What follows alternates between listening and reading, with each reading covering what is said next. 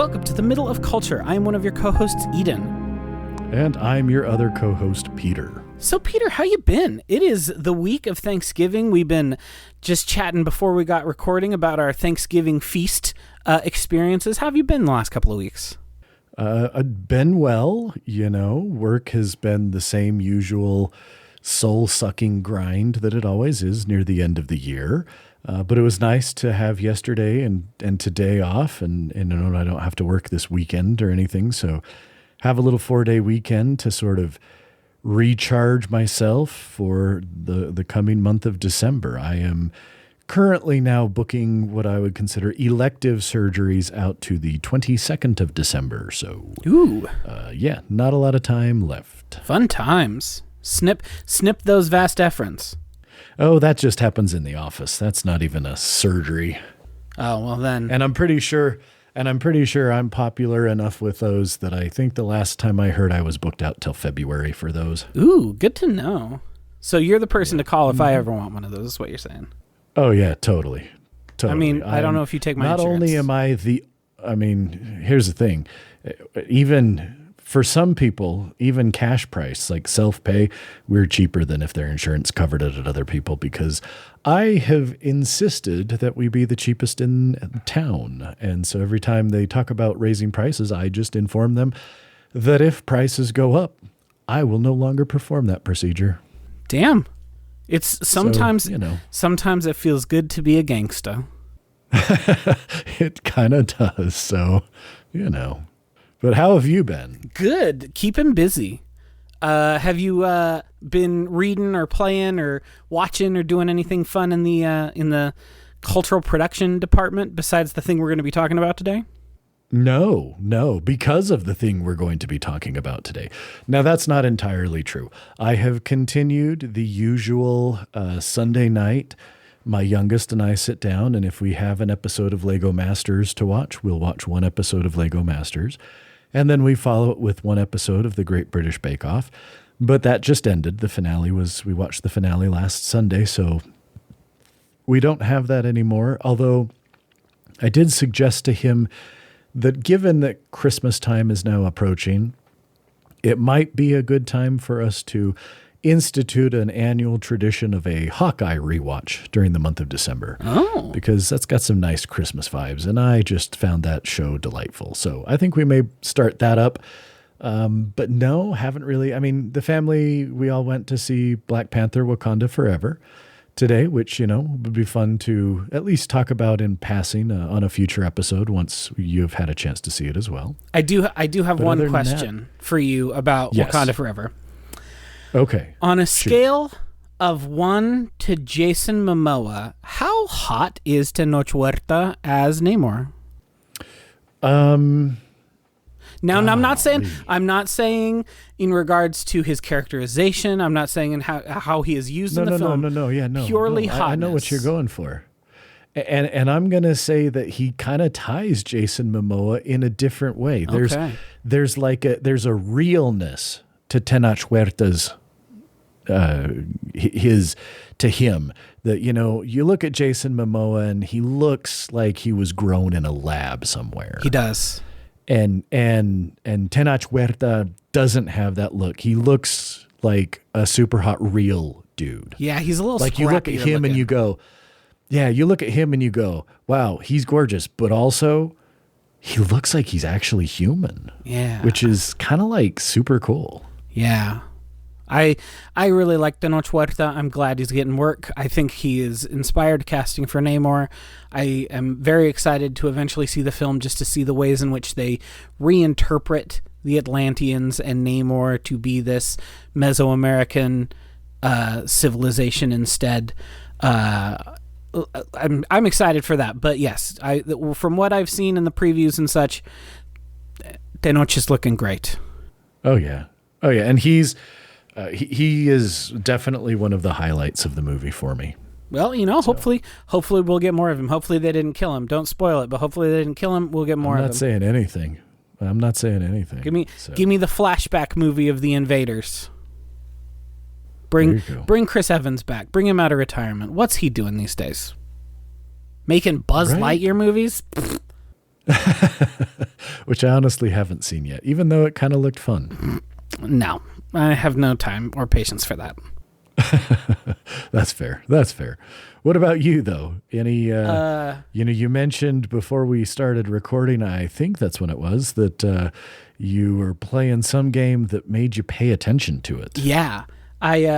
So last time we talked, I talked about how much I enjoyed Persona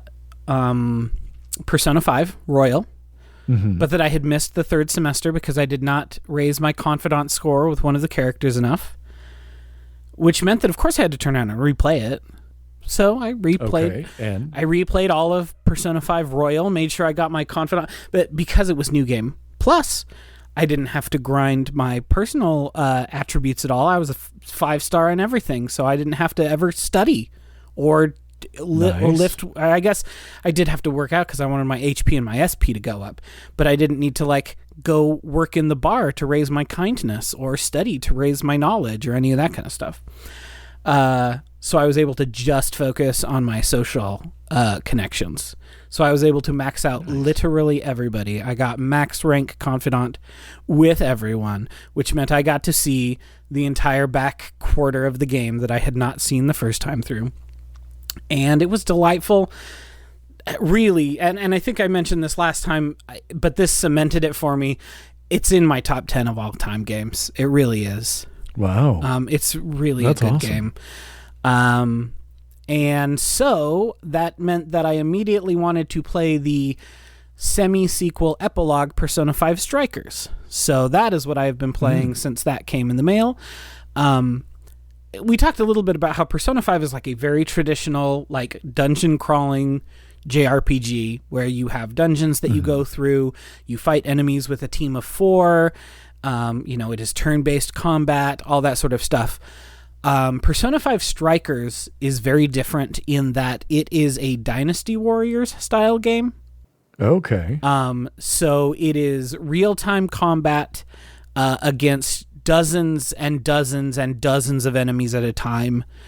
So it feels extremely different, but they're able to import a lot of the style and some of the functionality of Persona into this Dynasty Warriors style game, because you can still pull out your Persona and have them cast big attacks and stuff, and finding out the elemental weaknesses of some of the bigger enemies so that you can switch to different Personae and have them cast whatever they're weak against and all that sort of stuff. But at the same time, you're button mashing because you're killing dozens of people in a blow. It's very, very fun. And it's kind of just, it's kind of a fun story in that, like I say, it's less a sequel and more of an epilogue to the original game. Because basically the original game takes place over the course of nearly a year. And this takes place over the course of your summer break. And you basically go on a road trip with the rest of the Phantom Thieves around Japan. So they're able to do a lot of new maps in the real world spaces as well as new dungeons and stuff. But these new maps are now they're in, Hokkaido, now they're in Sapporo, or in these different spots instead of just Tokyo. And I'm really enjoying it. I'm probably about halfway through at this point. I think I've beaten 4 of the monarchs. And I think there's 6 or 7 probably. So I'm maybe a little over halfway, but I'm really enjoying it. Excellent. And yeah, it's great. And then also Andor wrapped up this week. And it has firmly cemented itself with its final episode in the echelons of maybe my favorite Star Wars thing ever. Sorry, wow. Episode 4.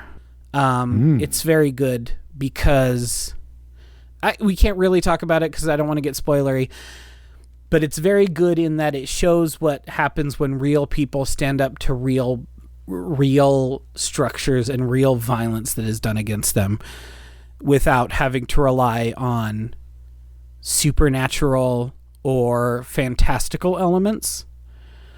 So it just feels really grounded and very real and very meaningful in the moment in which we find ourselves politically, economically, socially, and it just feels like it's really speaking to a lot of those things in a way that Star Wars has not previously. Well, that's cool. I had read and heard some good things about the way it wrapped up that made me go, do I want to watch this before January? Because, last time we talked about maybe I needed to wait until the end of the year.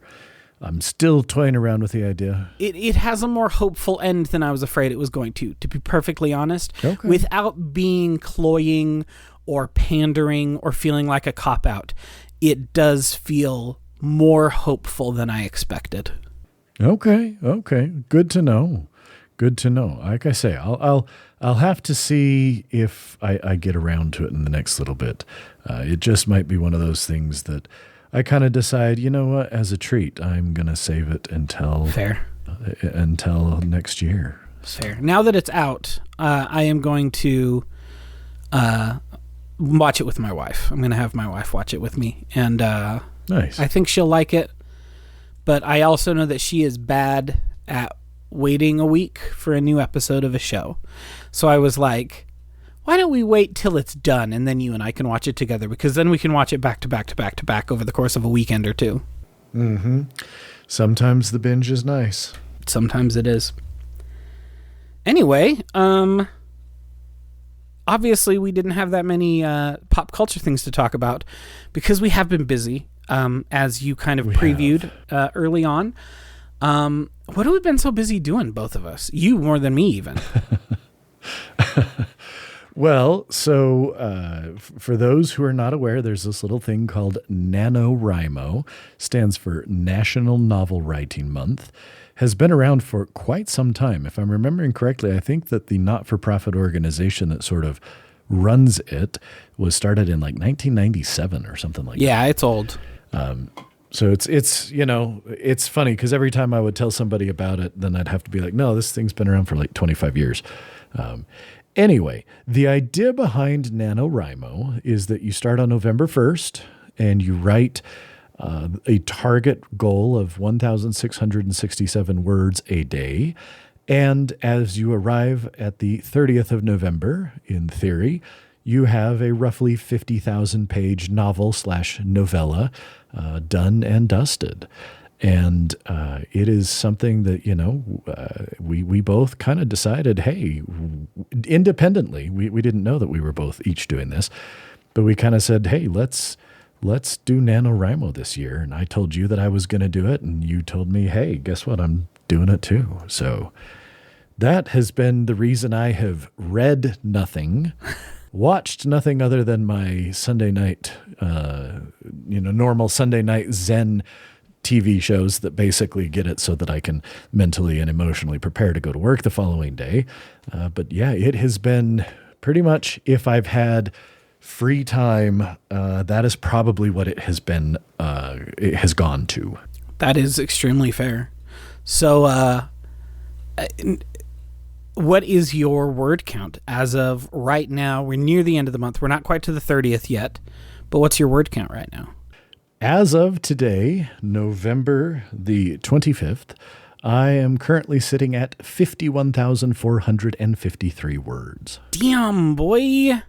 That's pretty impressive. How about you? How's it going? I have not done as well, dear listeners. I am currently at 23,642. I am, however, looking at my stats in the program I used to write it, and I have deleted nearly 20,000 words. So it is closer to 43 if I counted those 20,000 I've deleted. That you've actually written. But the manuscript as it stands is at 23. So. Okay. So my first question, and then, I'll let you take it since I know you prepared more for this than I did, let's be honest. What was it that made you want to participate in this? What made me want to participate in it? So I have some friends who have, I have found myself, even in these waning days of Twitter, becoming friends with some really great people who do some really great writing, but that is the sort of stuff that would never get published. by a mass market publishing organization. So most of them end up self-publishing.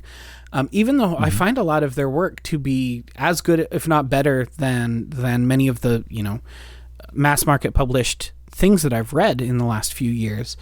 And so I've seen and participated in chats with them and reading the sorts of things they're doing and having these interactions with all of them. And I was just like, I would love to get some of the ideas that have been floating in my head for a while out of my head and see what I can make out of the vagaries that are floating around in my brain. And that was kind of the impetus for me, is seeing these really, moderately successful manuscripts from these really stellar authors, and thinking, why don't I try? How about yourself? Yeah, nice. I have wanted to write fiction of some type for many, many years. I remember when I was in undergrad, I had a spiral-bound notebook that I had written the beginnings of a story in. If memory serves correctly, I had handwritten up to what, and that thing I was at least considering like chapter 5 or 6. And there's been a bunch of other like short stories and stuff that I have written kind of for my own purposes over the years, but nothing really in probably the last, realistically, very little since medical school and then residency and now work. And like you, I've had some ideas kicking around in my head, and some of them have been there for 5, 6+ years. And I have wanted to participate in NaNoWriMo in the past. I'm one of those weird people who, like, if you go and look, like, I was buying NaNoWriMo ebook bundles, like, just books about how to write plot and how to write dialogue. Sure. I've been snagging those from like Humble Bundle or Story Bundle or other things like that for at least the last 4 or 5 years. But I just never, I always kind of, I'm busy. And as I've mentioned before, the end of the year is the worst time when it comes to work. And so I always use that as an excuse. And I don't know, this year I just kind of was like, you know what? It's time to like crap or get off the pot. And I decided that I needed to just do it. Number one, to see, is this something I'm capable of doing? And number two, to go, I kind of just need to get this idea out of my head and see, is there anything decent about this idea? Sure. And so that's this year I was like, you know what? We're going to do it. So if you're at nearly 52,000, how close are you to where you feel like you want to end or kind of pause this story where it stands? If I'm being realistic, I think I probably have about another 10,000 words to go. 10? I think so. I'm at where I'm at right now at 51 and a half. I'm looking at it, and I really just kind of finally closed off with the bit of writing I did this morning. I closed off what in my head kind of constituted Act 2. And Act 3 was never going to be as long as Acts 1 and 2. Sure. But I look at what I still feel like I need to get done, and I go, I think it's probably at least 8, if not 10,000 words. So more than I an think epilogue, I'll probably end at about. I still need to wrap up the conflict. Like I've set up what is going to be kind of the final conflict, but now I need to get there. I need to write that and see. So I expect it will be closer to 60,000 words when I'm done. Okay. And are you going to keep like chugging along until it's done and out of you? Or are you going to take a break once you hit December 1st? My goal is to actually have it done by December 1st. So you're going to try to finish those last 10 pages last 10,000 words in the next 5 days or so? Yes. Okay. Yeah, that's my plan, is to continue, even though I've hit the 50,000 word goal. My plan is to still, I hit 50,000 words yesterday. Yeah. And so today, even though, I'm like, I'm at 50,000. I was like, no, I wanted to finish this scene that I had started working on yesterday. And so I sat down to write that today. And I'm at a point where I feel like I'm close enough to being done with this that I really, really just want to get it done and out of me so that then I can completely forget about and ignore its existence for the entirety of the month of December. And then in January, think about coming back around and starting to, revise and go from what I have and actually turn it into something that I would be comfortable with having somebody else read. Sure. I hear you. So, okay. So a thing I want to do, and you can tell me this is a bad idea if you think it's a bad idea, but I think it'll be fun. Right. Are you familiar with the podcast Just King Things? Have you ever heard of that podcast? No, I have not. It's a pretty great podcast. I grew up reading Stephen King a lot. I read a lot of Stephen King as a tween and teen, but I haven't really read any of his work since I was a teenager, really. I finished the Dark Tower series when it came out and was largely dissatisfied with how that thing turned out, and I think it kind of soured me towards King, and I haven't really read King in the last 15 years or so. But a couple of podcasters and academics that I really like started this podcast project about a year and a half ago called Just King Things. And what they're doing is reading the books of Stephen King in publication order. So starting with Carrie, and then once a month they put out an episode about whichever book he released next. And it's been really instructive to me about the ways that an author grows and changes, both as time goes on, as their popularity waxes, as their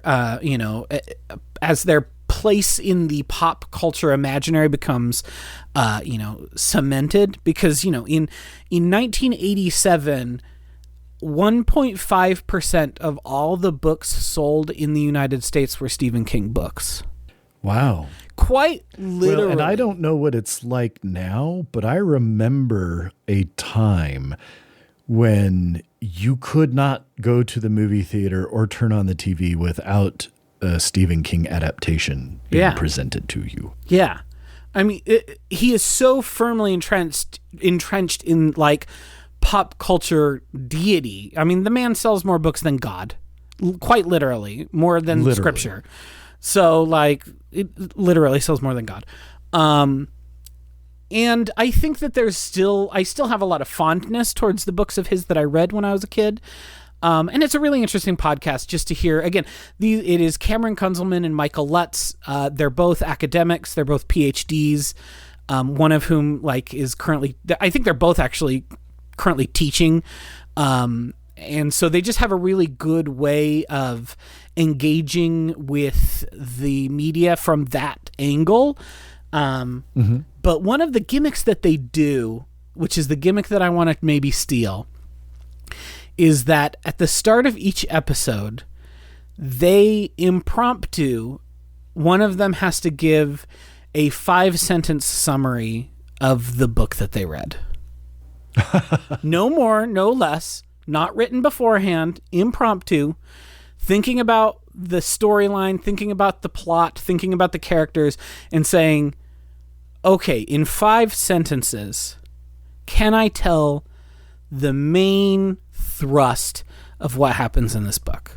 So, my proposal for you is, what if we do that for our novels that we're working on? Wow. Okay, I'm game. I'm willing to do it. I'll go first if you want. Before we started recording, you said something about if my idea makes you uncomfortable, then you can just delete this later. And while it absolutely makes me uncomfortable, I'm going to do it. And I am totally up for it. Okay. I'm happy. Yes, but I would love to have you go first. I'm happy to go first because I have been thinking about proposing this to you since this afternoon. So while I do not have, it's less impromptu for you than it is for me. I have not thought out my 5 sentences. I'm more familiar with the structure of the 5-sentence summary. So it'll hopefully be a little bit easier for me to do it. Oh, and of course clauses are totally viable. You just have to and make sure that people understand when you're doing parenthetical or clausal constructions in your sentences. So, just so you know. Okay. Okay, so my novel, Alejandra Vasquez is a woman who moves back to small town Iowa after killing a man on the farm she was working on in Reno to protect someone else. Period. Sentence 1. Okay. Sentence 2. There she meets Lennon, a beekeeper and firebrand, who is trying to rally the town against the corporation that is buying up all of the farmland in the area and trying to drive the original owners out of the area. So, number 2. Sentence 3. Lennon and Alejandra fall for each other very quickly. Love it. Love happens quickly. And begin planning a, heist to steal evidence from the corpo to drive them out of town. To try to stop them from doing it. So that's 3 sentences. Number 4. During the heist, things go poorly. And Lennon has to choose between the evidence and their lover, and they choose Alejandra. So that's sentence 4. Sentence 5. They escape by the skin of their teeth without any evidence, but the town, while maybe not cognizant of the specifics of what they've done, recognize that they are fighting for the town and that the town's people are being taken to the cleaners by the corporation, and they drive the corporation out by force. Nice. That's my 5 sentences. All right, so it's my turn now, huh? Also cybernetics, because it's set in a cyberpunk future where the ocean has warmed so much and so much ice has melted into the ocean that Des Moines is now the east coast of America. Oh, geez. That's some serious. 300 meters, baby. 300 meters, and that's when you can make Des Moines the east coast of America. I love that you know that. Look, I went and I created maps to get exactly, it's actually not 300, it is 277 meters to get the coastline exactly where I wanted it for my book. So, okay. Well, that's excellent. Okay. Sentence number 1. In a world that is not ours, a godlike dude thinks he's helping humanity, but is actually creating a whole lot of problems. And so is trapped and imprisoned by a group of people. There's number 1. Period. Okay. Number 2. In this world, there are actually 2 worlds that sort of coexist, each being a reflection of the other, a physical versus sort of an energy type world. Okay. Period. Okay. For reasons, at the time our story is taking place, certain people are now able to initially unwittingly draw on some of the power from this sort of mirror realm that exists and coexists with ours. Period. Okay. 2 more. There is a realization by characters in the book that prior to being imprisoned in a final act, the godlike figure fragmented himself, and some of those shards of his person are in our world. Period. Okay. Sentence number 5. One group wants to find one of these shards and use it for nefarious purposes. And the other group, our heroes, are trying to stop them. Okay. All right. Period. That sounds exciting. I don't know if it is or not. We'll find out someday. Yeah, no, I'm very curious to read it now. So, thank you for being game for that. I think it's very fun. Oh yeah, no. It's a good way to think about it. I find that structure, the 5-sentence summary, to be really useful when I'm trying to explain books to people, even if I don't tell them, well, it comes from this podcast I listen to where these guys are talking about Stephen King. Sure. It's really handy also in like academic work or in like my corporate work where I'm like, oh, I had to read this like boring ass nonfiction book about XYZ thing for work. What are the 5 things that matter from this stupid book I have to read? So I find it really a useful and instructive tool. It's really reminiscent, actually, of something that one of my professors had us do. It was a literature theory class that I took, and we'd have to read these lit theory books, and then we would have to turn into him a 1-page summary of that book, a paragraph summary of that book, and a sentence summary of that book. And you were supposed to write them in that order. And the problem is that by the time you got to the sentence summary, you'd be like, well, this is the actual nucleus, and I didn't even get to this in the 1-page summary, so now I have to rewrite the entire 1-page. Yes, I could totally see that. But it was a really good way. Something that would happen to me. It was a really good way to like work through the concepts that were in these big idea books that we were reading, and so I still find that like, okay, I have to give an elevator pitch on this thing that I'm engaging with. How would I do that to be really useful? So thank you for sharing. So, no, thank you. It was a good idea. So we've been doing this for almost a month. You seem to have been averaging 2,000 words a day, basically. Yep. What has been harder than you expected? And what has maybe been easier than you expected about the process? I think for me to answer that question, I'm going to have to say it sort of depended at what part of the process I was in. Okay. So at the very beginning, I actually found it pretty easy. The first few days, I was getting 3,500 to 4,000 words a day. Sure. It took about 4 days of that for me to be in deep enough that all of a sudden, just sitting down and writing the words was hella hard. Yeah. I mean, that was difficult.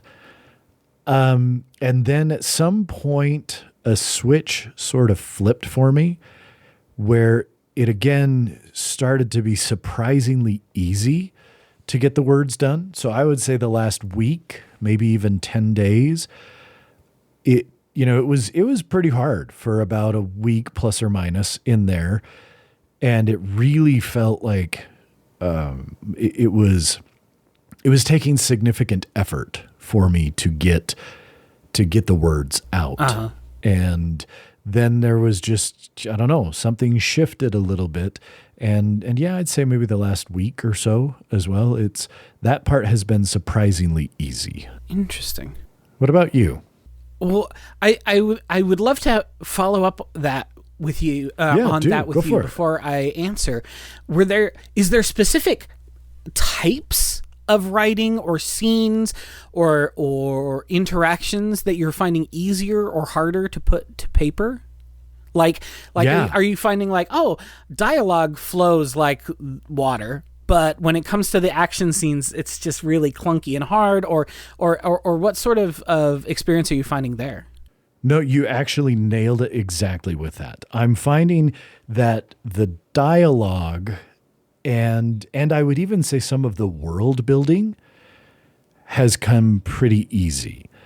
But the conflict scenes, and in particular the action scenes, have been, I think in the end, the biggest thing I'm going to do when I revise this is I am going to be adding in more action scenes, because I'm pretty sure I've found them difficult enough that I'm just like, yeah, not going to worry about that. I can add that in later. Let's carry on with the story itself.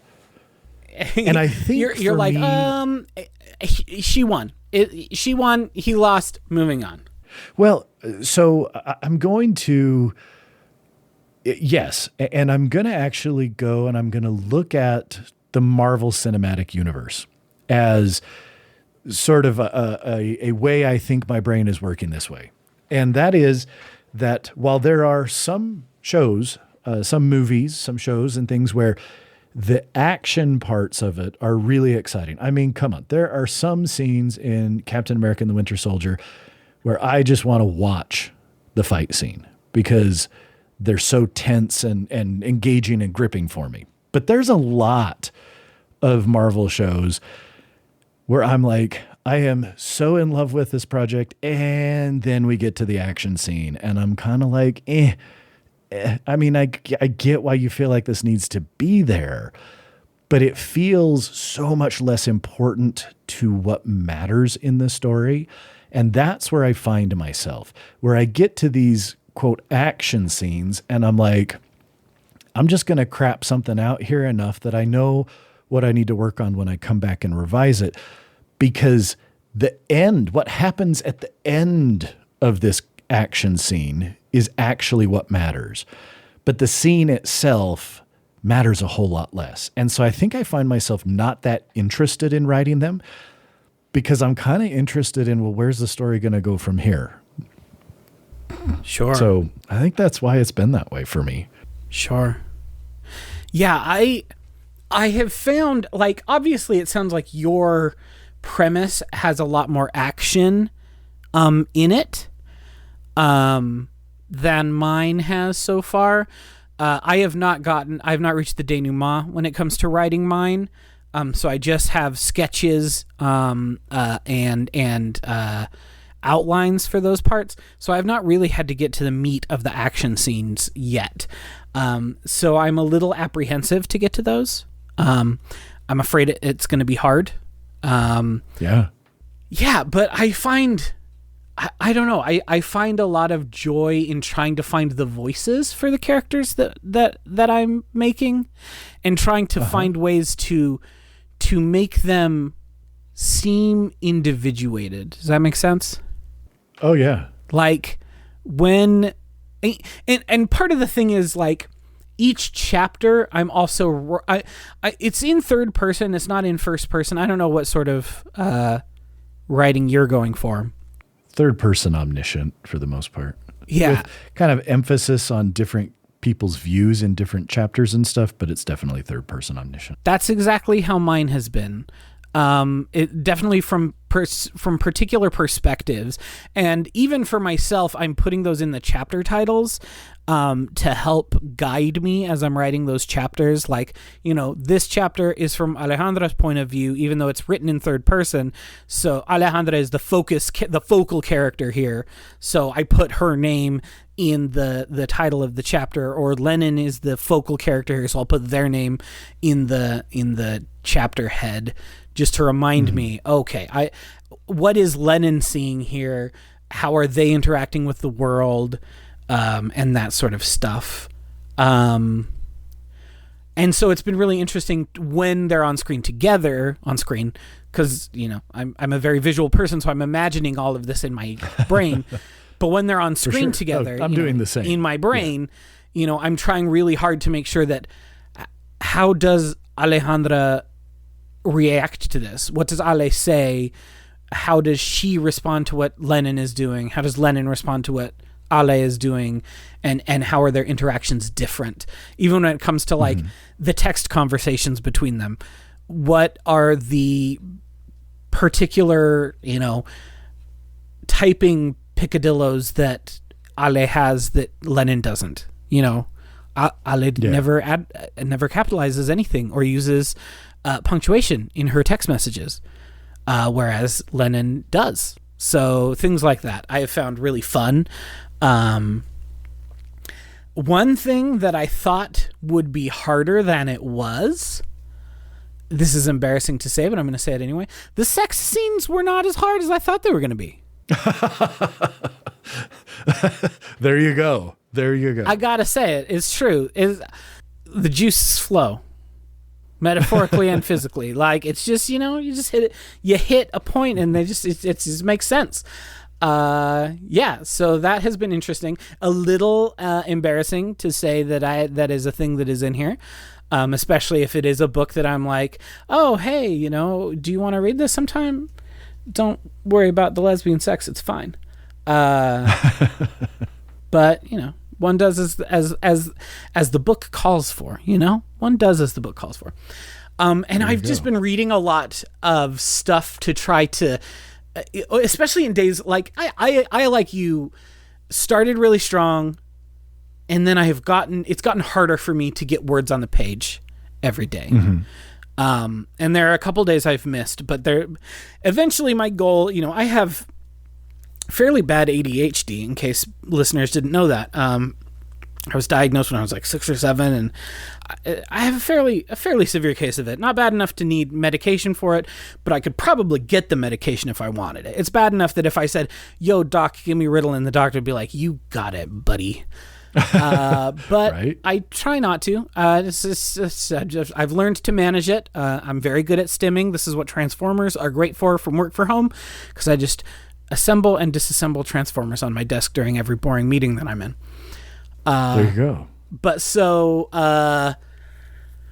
I because I have ADHD, I have the type of ADHD where like I make really big plans, and then the first time that plan doesn't happen exactly the way that I planned it, it's like catastrophism.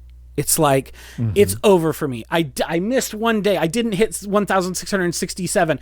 Therefore, this is all moot. I will not participate anymore. Because that sort of black and white thinking is really common to people with ADHD, and to the making big plans, having one minor detail wrong with those big plans, and then being like, and I'm done. I'm done forever. And I know that is a thing that happens to me, because it could have happened to me, because it happens to me all the time with other goals that you make, where you're like, I'm going to get better about brushing my teeth, and I'm going to do it every day. And then on Tuesday night, you forget to brush your teeth, and then you're like, well, I guess I'll never brush my teeth again. And like, that's not what you actually do, but you do go like 4 or 5 days without brushing your teeth. And then you're like, oh, I got to get back in the habit of brushing my teeth. Sorry that I'm gross, everyone, apparently. But like, this is just the way that a person with ADHD's brain often works. And so I knew that was going to happen to me. So I had to make the conscious goal. Even if it does happen, I have to come back the next day. Even if I don't hit 1,667 words, even if I miss a day because, I'm really depressed, or I just don't have anything in my brain, I can't get focused enough to like get it on the page, I have to come back the next day. So that has been the biggest goal for me, more than getting to 50,000, more than finishing the manuscript within November. It's been getting in this habit that I can keep even when I miss a day or two, Mm-hmm. And that's a huge victory, man. I mean, that is a huge victory. It's been hard. Again, this has been a part of my life forever. This is why it took me 5 years to write a dissertation that I probably could have done in a year and a half if I had been more dedicated to writing it, Mm-hmm. But it took me 5 years because I would work for a while, I would hit a roadblock, and then I would not work on it for 8 months. Okay. And like, I didn't want that to be what happened here. I wanted, if I hit a roadblock, to be like, okay, skip to the next chapter. Tomorrow, we'll put it away for today. Tomorrow, we're coming back. We're skipping to the next chapter. We're just leaving this blank. We can come fill in these blanks later, or figure out another way to approach this problem. But that has kind of been my goal, to not get trapped in that stasis for months and months on end afterwards. Nice. Well, and that sometimes is the key. And, you talked about jumping, not finishing a chapter. I didn't even realize last night I was writing something and I was like, oh, okay. Yeah, I need to add a scene in about this thing that, a couple chapters down from where it probably needs to happen. I decided, oh yeah, I need a scene going a little bit deeper into whatever this thing. Uh-huh. And I was glancing back, trying to decide where is it going to fit in. And I looked at chapter 19, which I'd written like 2 or 3 days ago. And I realized I'd only written like a third of the chapter, because I'd hit that part where I was like, screw it. I know what's happening next with another person, so I'm going to jump to them and take it from there. Sure. And so being able to do that, and there have been a few different times. I have, I think, 5 or 6 documents that are just scenes that I was working on something and all of a sudden I'm like, you know what? I think I want a scene about this. And then I just jumped out, went in, wrote that scene, dumped it in the kind of folder, and then went back and tried to keep working on what I was working on. Sure. To keep that flow going. But yeah. Speaking of, what's your method for writing? Like, I know you're doing it digitally, but what program are you using? Are you like using a specific, you're like, I write from my iPad in this specific place using this, like, what is your kind of method been? So, to the technical aspects of it question, I will say that it has been exclusively on my 12.9-inch iPad Pro with the Magic Keyboard. It's a nice keyboard. It feels good to type on. What's a Magic Keyboard? It's Apple's ridiculously overpriced one that has a trackpad and that is it the iPad kind of magnetizes onto it and then floats above the keys when you tip it forward. Does it actually feel good? Mac has never made a good feeling keyboard. No, it feels really good. I don't believe you. Okay. I mean, it doesn't feel like... Look, I hate membrane keyboards. I hate them. It is a scissor switch keyboard. It is not a membrane keyboard. It is okay, scissor switch is better than a membrane. Okay, I'll take it. Yep. Nope, they're actual scissor switches. So it feels pretty good to write on. Not a ton of travel, but enough travel that you get a decent tactile response to it. But I am going to say that writing exclusively on the iPad Pro was not the plan initially. Uh-huh. It became the plan because the program I have been using to write is really, really, it's a very capable, very good program for writing, as long as you have absolutely no desire to ever use another device for your entire freaking life to work on that on. So I have been using Scrivener. I've been using Scrivener, which is kind of one of the go-to, very well-known manuscript writing apps out there. And I bought it years ago because, again, I've been toying around with the idea of wanting to write something like this for many years. And so I bought it. And I have it on the Mac, and I have it on my Windows PC, and I have it on my iPads. And I started working on the iPad because like that roughly 13-inch iPad Pro is, for me, at this point in my life, my number one computing device. I mean, that is without question what I use more than anything else, except probably my phone, because obviously it's always there. Uh-huh. For example, if it was an option, I would be recording this podcast right now on that iPad Pro. I am instead using my MacBook Pro because audio hijack and iPads are still real garbage at handling audio streams and letting you do stuff with them. It's a big, big drawback in iPad OS and the way Apple designs the software.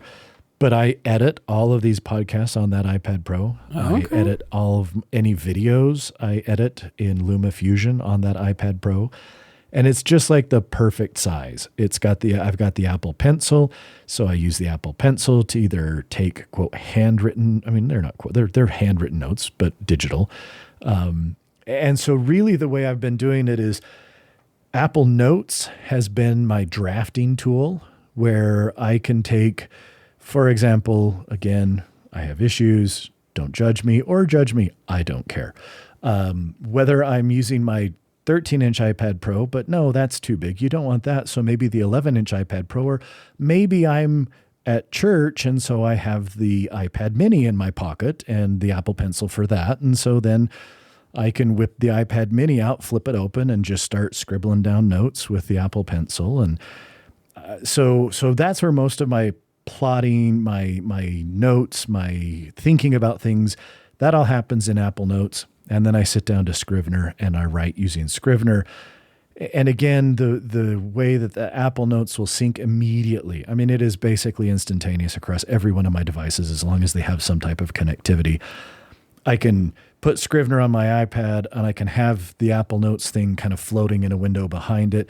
Work, slide over, look at my note, go back, keep writing, slide over, look at my note, go back, keep writing. It has been actually really pretty... other than, so I figured out how to set up Scrivener so that it was saving to Dropbox because I wanted it to save to Dropbox. I didn't want it just saving on the machine itself because you should, right? I mean, duh. But you can't really open it from Dropbox on another iPad or on my Mac or on my PC. It doesn't like that. That's hateful. So that was how I got stuck into just writing on the iPad Pro. And so and again, I know I'm talking a lot, as the month is wrapping up, and now that, according to NaNoWriMo, I am officially a NaNoWriMo winner, because as soon as you log any number of words that kicks you over 50,000, just like everything just starts popping off. It's like, oh, you won. Here's your certificate and blah, blah, blah. All this kind of, it's actually kind of fun stuff, whatever. But one of the things is, so there's an online thing. I know that you're using Noveler. I am using Noveler. There's a similar one that's called Dabble. Dabble looks like it's a little bit more robust than Noveler.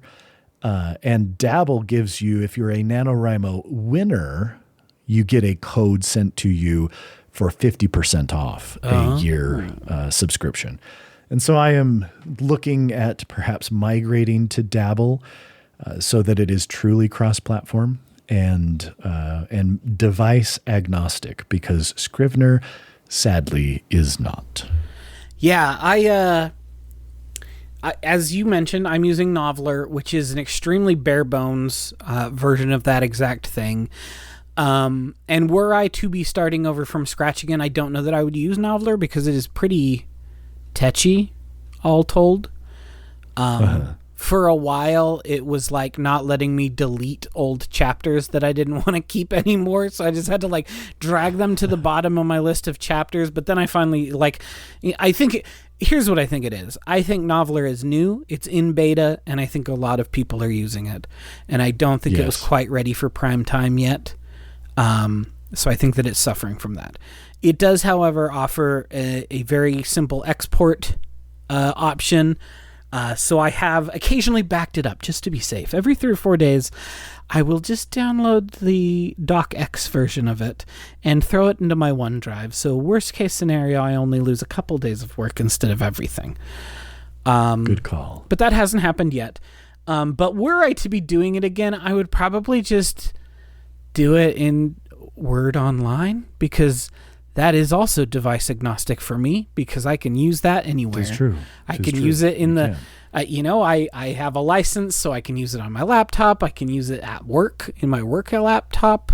I could use it on my phone in a worst case scenario. So yeah, if I were to do it again, I would probably just use the Office tools that I already pay for. But here we are.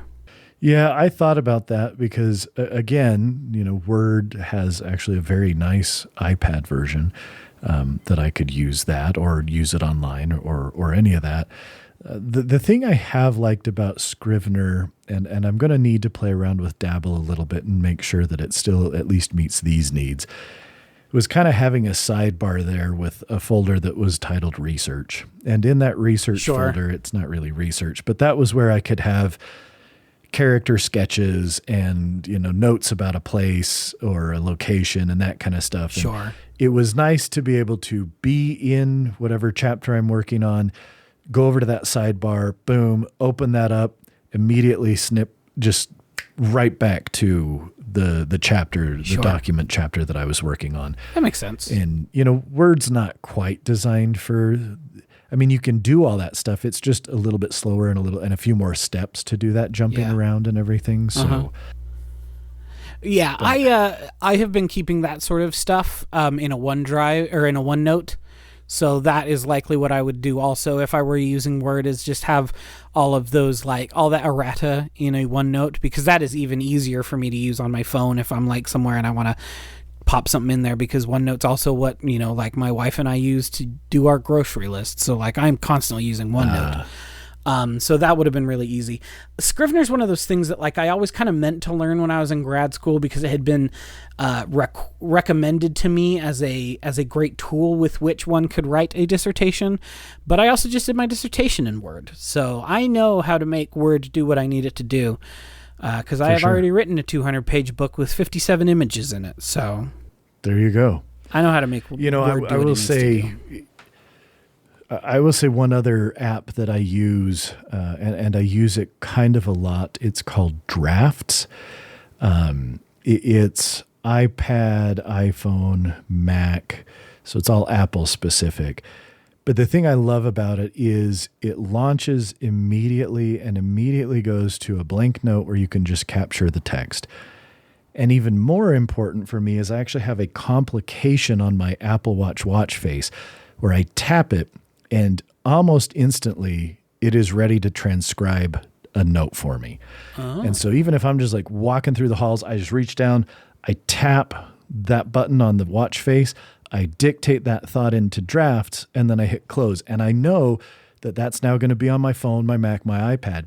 And then I can kind of come in, and Drafts is really cool in that it has a lot of really powerful actions in terms of what you can do with this text other than just copy it, do this. I mean, it's a full Markdown editor if you like to use Markdown, but you can set up all sorts of rules where it's like with one click, it's going to copy it and it's going to export it to this other program and then bring it in as, you know, it's going to bring it into Scrivener as a new sheet or into Ulysses as a this or that kind of stuff. So that's been the key for me when I'm in a place where it's going to be a little awkward to pull out my phone and sit there and thumb type or whatever.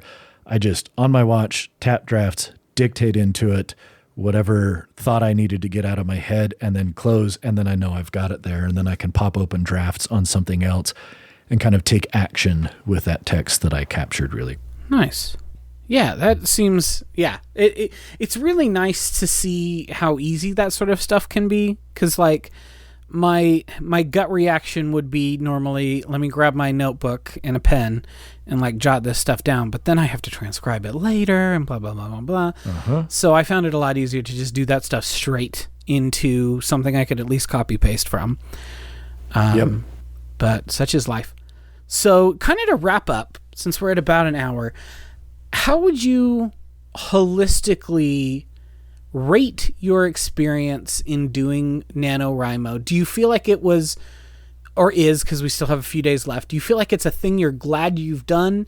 Is it a thing you would maybe do in the future? Or is this like, I did this one time, I'm never going to do this again? Like, what sort of, how have you felt about this experience of working on this manuscript and getting, 5/6 of the way through this novel that you've been kicking around in your brain for years?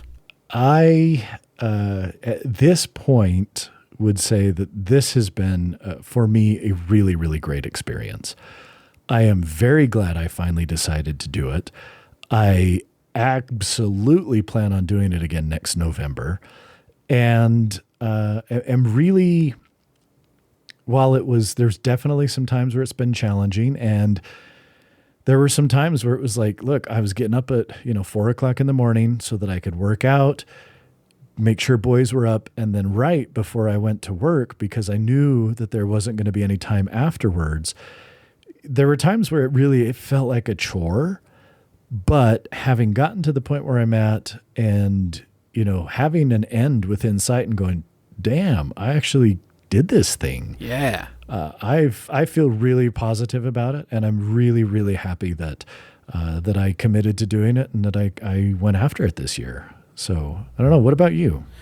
I feel the same. Like, I feel like it's been really useful as a part of my day, because largely what I have done is, my dogs wake up between 5:30 and 6, depending on how rambunctious they're feeling.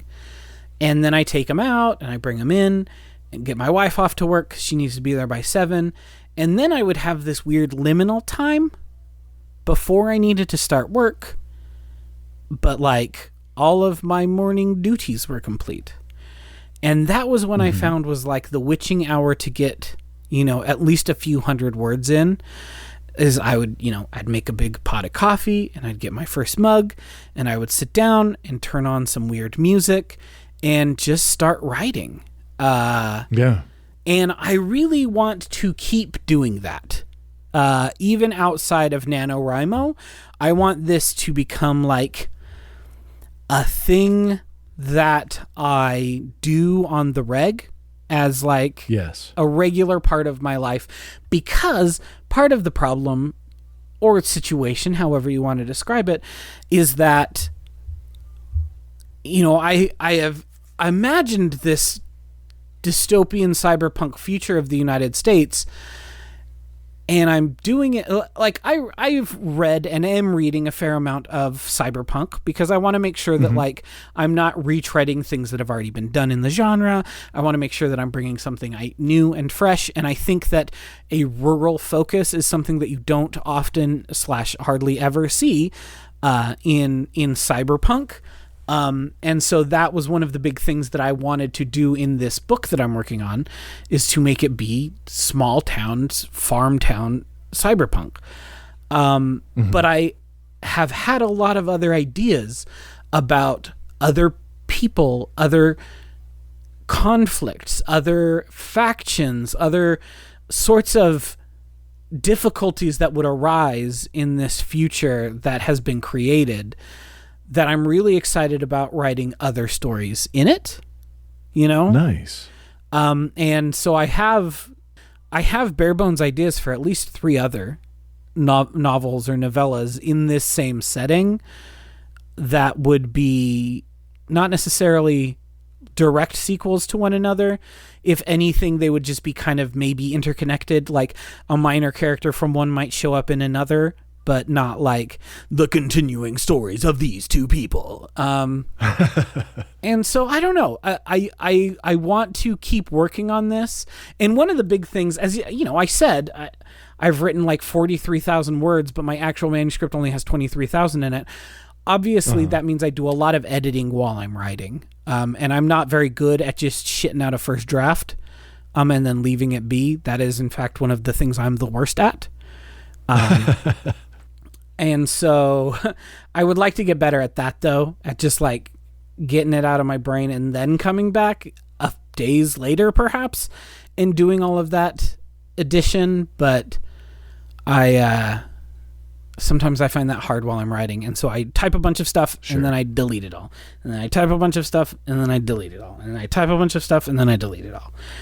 And I find that to be kind of hard sometimes because I'm like, I've done a lot more than it looks like on paper I've done, I promise. Yeah, no doubt. That was definitely for me one of the mental switches that flipped, that made the second half of the month a lot easier. In fact, I think it was maybe yesterday morning or maybe it was Wednesday I was writing, and I sat there thinking, I'm like, how am I going to say this? And then I was like, I don't care. I'm just going to say it in the most boring, plain way possible. But then it said, and I can come back and I can worry about it later. So, what I kind of, the term I've used is I have learned to embrace the suck, and go, it's okay. This is going to suck. There are some scenes that I really, really like that I've written. There are quite a few scenes that I don't like at all. And they're kind of crappy in terms of how I said them, but at least I said it. Yeah. And so now I go, yep, that's going to be come January. That's where I'm going to come back and I'm going to figure out how to say these things better. Sure. So, but it was a mindset change that had to happen for me to get to that point. Sure. That makes sense. Yeah. So I think that it's been a really good experience. I'm glad that we did it. And I'm glad that we yeah, me too. Both decided to do it at the same time and have been able to chat with each other about the process. Yeah. That has been fun as well. It was, I found that there's a local Pocatello, Idaho NaNoWriMo group. I don't know how active they really are. I have not gone to any of their, 3 times a week, they'll have a write-in where you could go and get around other people and write. I haven't done any of that because I'm incredibly introverted and have severe social anxiety. But, it was kind of cool to know there were other people out there doing it, but it was a lot better to be able to talk to you about it, or, in our kind of family Discord that we have, keep track of how each other's doing and update and that kind of stuff. So that's been really a positive thing for me as well. Yeah, me too. Well, so if you want to keep writing, are you planning on holding off and coming back for round 2 in November? Or do you want to make it a more consistent part of your weekly life? I definitely want to make it a more consistent part of my weekly life. What I'm planning on doing right now is once I've kind of wrapped this up enough that I've metaphorically got a bow on it. I mean, not until I'm all done, because I would like to continue to write other stuff even while I'm editing and working on this. But I frequent the writing prompts subreddit, and there are often some very interesting little brief writing prompts. And so I think I'm going to actually try and do that regularly, at least a couple times a week. Look at one of those writing prompts, see something that I think is interesting, and see if I can get, 1,500 words or so out for whatever little prompt I happen to see, just to kind of flex that muscle a little bit. Because, Sure. I too, if I wanted to, I have it set up so that in the world of this book that I am working on, there are a lot of other books and stories that I could tell in it also. Sure. And so I kind of want to flex those muscles a little bit doing something else before I try and worry about that. So nope, definitely want it to be an ongoing regular part of my weekly schedule. Very cool. Well, as I have offered off mic, if and when you want an editor, hit me up, baby. I'm here. I will. Because I'm very curious. You're one of the few people that off the top of my head I can think of that I would be I'd be okay letting them read it at this point. That's fair. I mean, give me a little bit of time to polish it and then I'll let you read Obviously. it. Yes, Obviously. No, you're definitely on the short list of people to whom I am going to turn to get some outside perspective on. Yeah, so I guess my last question before we finish up would be, what do you want to do with it once it's done? Once you've edited it, once you've handed it off to other people to edit, do you have any idea of what you would like to do with it afterwards, if anything? I don't. Would it be great to try and publish it? Sure. I mean, if I do, it would be a self-published kind of thing. But I really want to I want to get it complete and then see what do I think about it before I know what I want to do with it next. That's fair. That's super fair. So I don't know. It will kind of depend, I think, on how the editing and the polishing process goes. If it's something that I, want to kind of put on a digital shelf and say, there we go, I did that. Or if it's something that I want to say, here, let me self-publish this, or even if it's something that's like, hey, let me export this as an EPUB and go knock yourselves out. Yeah. I'm just too much of a fetishist. If I'm going to finish this thing, I want it to be published and I want to hold it in my hand, even if that is just doing a digital copy like through Amazon where you can also get a paperback of it, Yeah.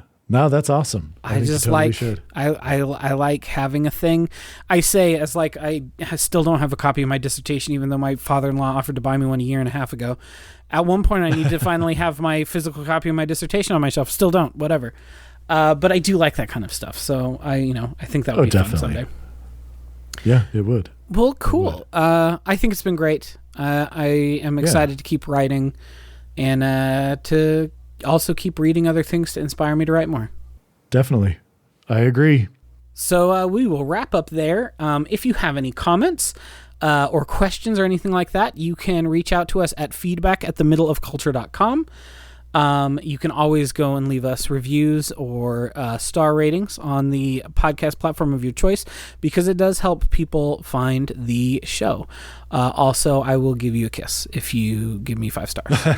So that's always the promise. If you want a kiss, I'll just give me 5 stars. I'll give you a kiss. I mean, geez, we should have a ton of 5-star reviews. I'm saying I'm a good kisser. Ask my wife. Anyway, I'll take her word for it. That's fair. Look, it can just be a forehead kiss. It can be whatever kind of kiss you want. I'll kiss you on the forehead. I'll kiss you on the cheek. Whatever you want. There you go. Anyway, we'll wrap it up there. Until next time, I am Eden. And I am Peter. And we have been chatting with you. And that's not how we end this show. We don't end this show saying our names again. I just was following suit. I didn't know what you were doing, but I just went with it. Do you know what it is? The podcast I used to make with my wife, that's how we ended it. I would always end by saying my name. And she had said, and I am still, and say her name.